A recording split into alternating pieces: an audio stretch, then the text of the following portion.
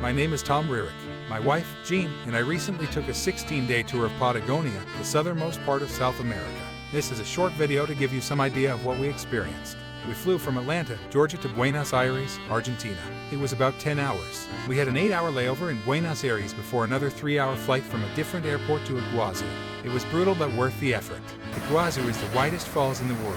It is taller than Niagara Falls and twice as wide. Located on the border of Brazil and Argentina, it spans 2 kilometers and comprises 275 individual waterfalls and cascades. Just a week before we visited, Iguazu experienced a flow 10 times greater than normal. That flow took out some of the walkway. The flow shown here is only 4 times greater than normal and is still a little muddy.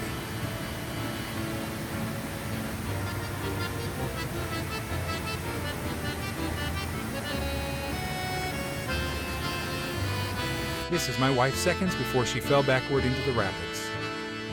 While there, we saw an animal that looked a lot like our raccoon. It is a South American coati. Iguazu was 2-day pre-tour option. We had a very nice resort to stay at. If I seem to be smiling, it is because there is no lack of great Malbec wines here from nearby Mendoza. After Iguazu, we headed back to Buenos Aires. It is a beautiful, modern city with a lot of history. This monument has been littered with painted stones. Each stone represents a life lost to COVID-19.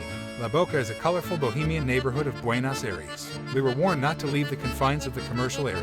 Recolta Cemetery is a very weird place. Imagine Home Depot spinning off a new store called Tomb Depot.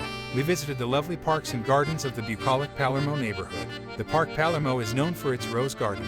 Every country has a national cathedral. What can I say? But this is a Patagonia trip and Buenos Aires is not in Patagonia. So we boarded a plane and flew to Ushuaia. Ushuaia is the southernmost Argentinian city. It is famous for its king crab. We enjoyed large plates of crab at La Cantina de Freddy. But our stay in Ushuaia was short.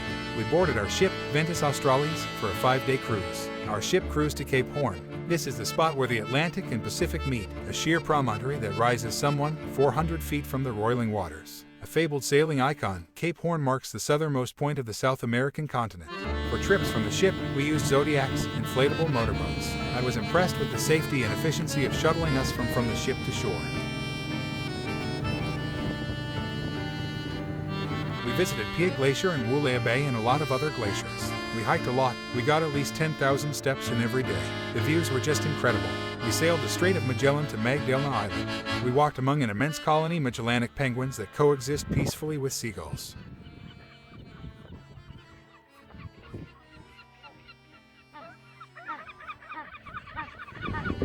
We ended our cruise in Punta Arenas where we boarded a bus for a long bus ride to Torres del Paine. The park's name means Towers of Blue, with Paine referring to the 3 spectacular peaks at the center of the park. Beautiful, unspoiled, and remote, Torres del Paine ranks among the most stunning swaths of nature in South America and indeed in the world. Francisco, our local guide, performed for us at the Rio Serrano resort where we stayed.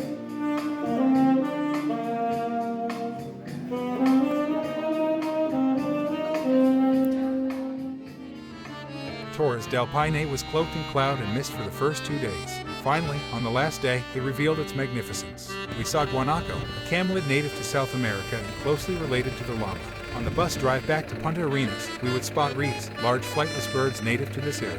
From Punta Arenas, we flew to the capital of Chile, Santiago. This is a beautiful city on the western slopes of the Andes Mountains. As a side trip, we visited the coastal city of Valparaiso.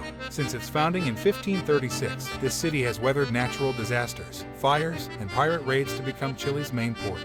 We explored narrow streets, rode a wooden funicular, and ate great seafood. We also did a wine tasting at a winery. I have heard that cat pee is a thing with some Sauvignon Blancs grown in colder climates like Chile and New Zealand. I can tell you it is true. Back to Santiago, we visited Museo Chileno de Arte Precolombino and much more. There is so much I have not shown you. It was a wonderful trip and it was made that way because we had such a wonderful group of travelers. I hope you found this short video interesting and informative.